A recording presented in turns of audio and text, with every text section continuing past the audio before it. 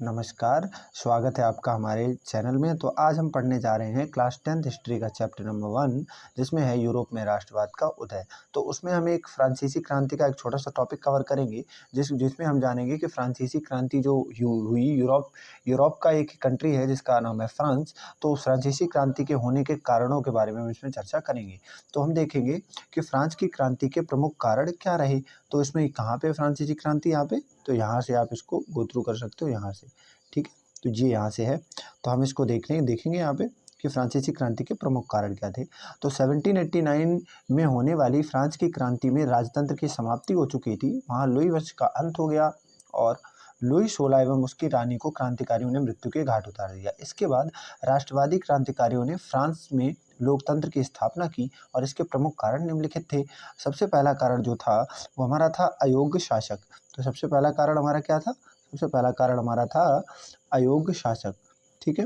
तो सबसे पहला कारण जो हमारा बनेगा वो था हमारा अयोग्य शासक, जो कि इधर है। तो आप देखेंगे, इसको फोकस करेंगे। जिस समय फ्रांस में क्रांति हुई उस समय फ्रांस पर लुई वंश का शासन था। तो जिस समय फ्रांस में क्रांति हुई थी उस समय फ्रांस पर लुई वंश का शासन था। इस वंश में लुई 16 वहाँ पर शासन कर रहा था। वह एक अयोग्य शासक था। उसे जनता के हितों की कोई परवाह नहीं थी। तो अयोग्यता के साथ ही वह एक अत्यंत जिद्दी स्वभाव वाला और दूरदर्शी राजा भी था। वह अपने कर्तव्यों के प्रति सर्वथा उदासीन था। उदासीन होने का मतलब किसी बात पर ध्यान न देना। अपनी निरंकुशता को बनाए रखने के लिए वह जनता को किसी भी प्रकार से सबल नहीं बनाना चाहता था।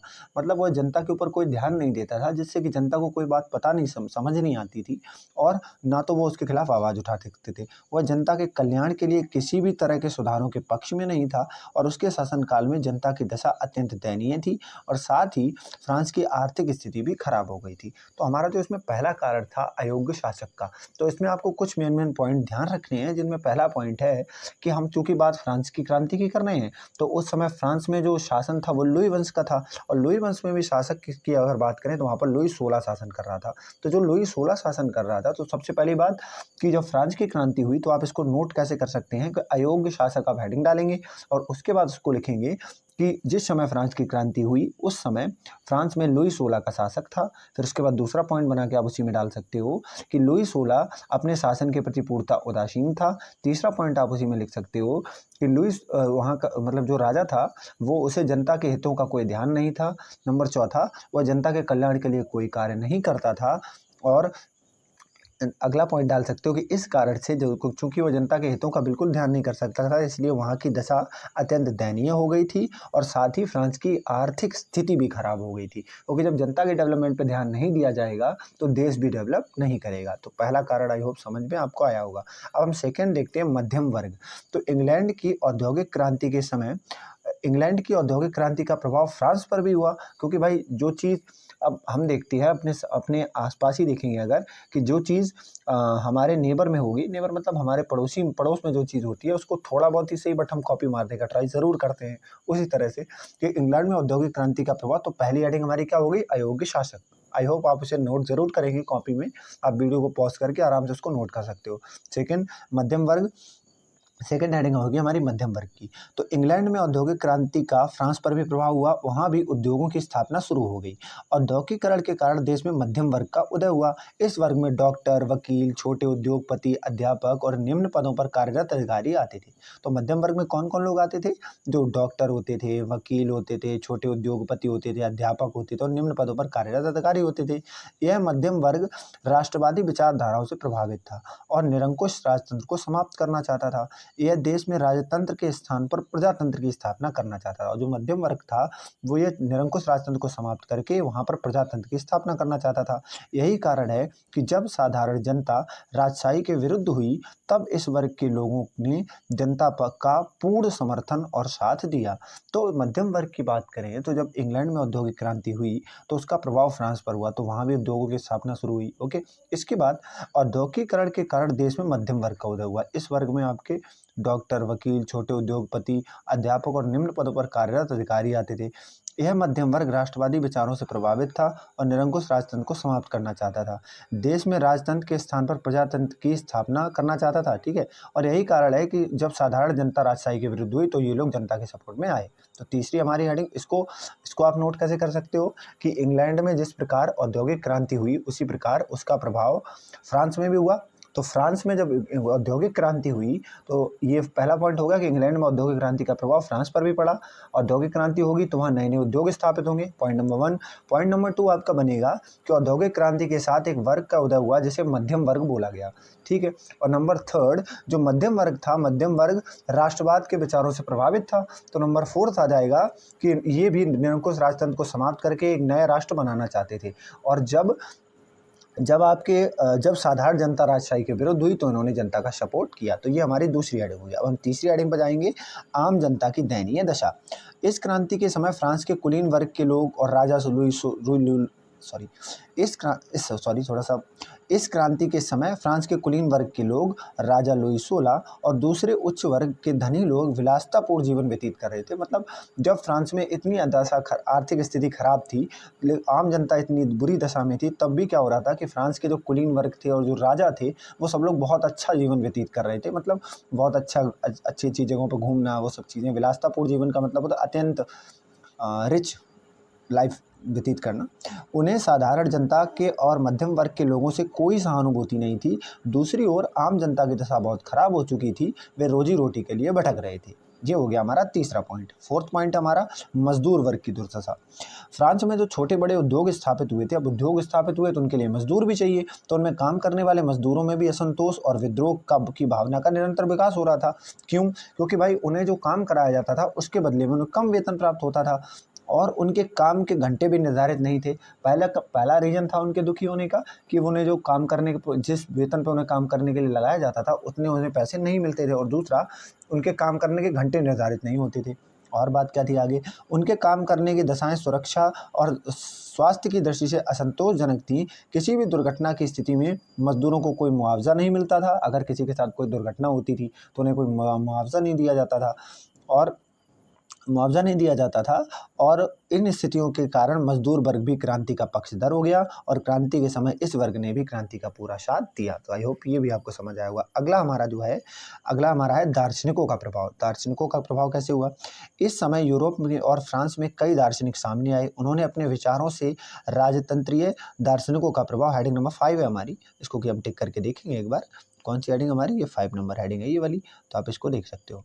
दार्शनिकों का प्रभाव। इस समय यूरोप और फ्रांस में कई क्रांतिकारी दार्शनिक सामने आए। उन्होंने अपने विचारों से राजतंत्रीय शासन के दुष्प्रभावों तथा शासक वर्ग की कमियों और उनकी मानसिकताओं को आम जनता के सामने स्पष्ट किया।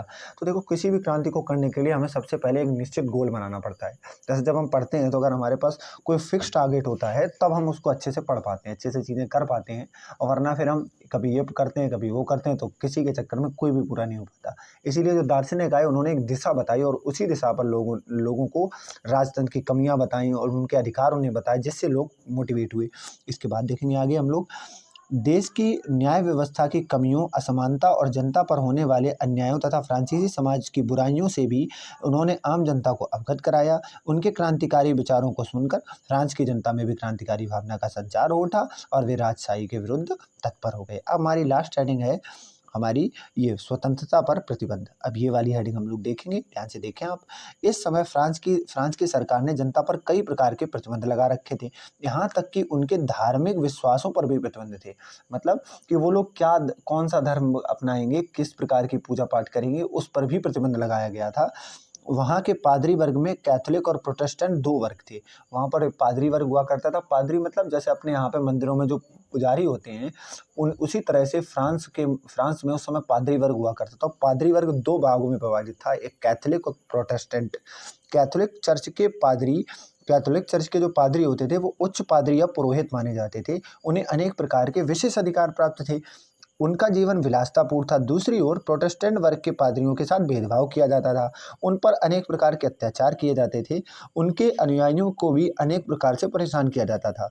यही नहीं, फ्रांसीसी शासन ने जनता के अधिकारों और उनकी स्वतंत्रता की पूर्ण अवहेलना करते हुए लेत्रे द काशे नामक एक आदेश पत्र भी जारी किया था, जिसके आधार पर किसी भी फ्रांसीसी को बिना बताए कैद कर लिया जाता था। जनता के प्रति शासन के इस क्रूर और अन्यायपूर्ण व्यवहार के कारण जनता में असंतोष और विद्रोह की भावना चरम शिखर पर पहुंच गई और क्रांति होते ही वे क्रांतिकारियों के साथ हुए। अब हुआ क्या कि इसमें जो हम कैथोलिक चर्च देखते हैं तो उसमें दो वर्ग पादरियों के दो वर्ग थे, एक प्रोटेस्टेंट और एक कैथोलिक। तो जो कैथोलिक चर्च के पादरी होते थे उन्हें उच्च पादरी या उच्च पुरोहित माना जाता था और उन्हें अनेक प्रकार के विशेष अधिकार दिए जाते थे। उनका जीवन बड़ा विलासतापूर्ण था। विलासतापूर्ण का मतलब होता है कि उनका जीवन जो था विलासतापूर्ण का मतलब होता है कि उनका जीवन जो था वो बहुत ही अच्छा था। दूसरी ओर जो प्रोटेस्टेंट वर्ग के पादरी थे उनके साथ भेदभाव किया जाता था और उन पर अनेक प्रकार के अत्याचार किया जाता थे। उनके अनुयायियों को भी अनेक प्रकार से परेशान किया जाता था। यही नहीं, फ्रांसीसी शासन ने जनता के अधिकारों और उसकी स्वतंत्रता की पूर्ण अवहेलना करते हुए लेत्र द काशे नामक एक ऐसा आदेश पत्र जारी किया था जिसके आधार पर स्वतंत्रता की पूर्ण अवहेलना करते हुए जिसके आधार पर किसी भी फ्रांसीसी को बिना कारण बताए कैद कर लिया जाता था। तो अगर आपको थोड़ा सा याद है तो आप इसके बारे में बता सकते हैं कमेंट बॉक्स में कि क्या इस प्रकार का कोई कानून कभी इंडिया में भी आया था। अगर आपको याद हो तो आप इसको कमेंट में डाल सकते हैं।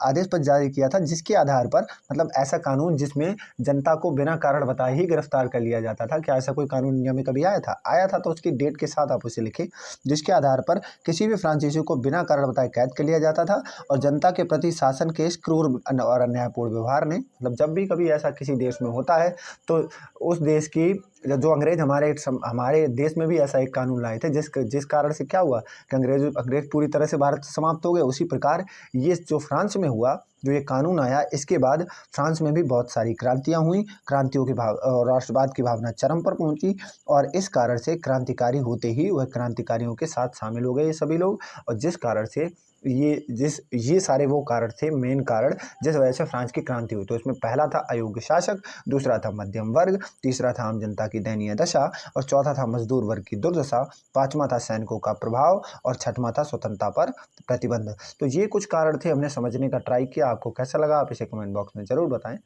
Thank you for watching the video.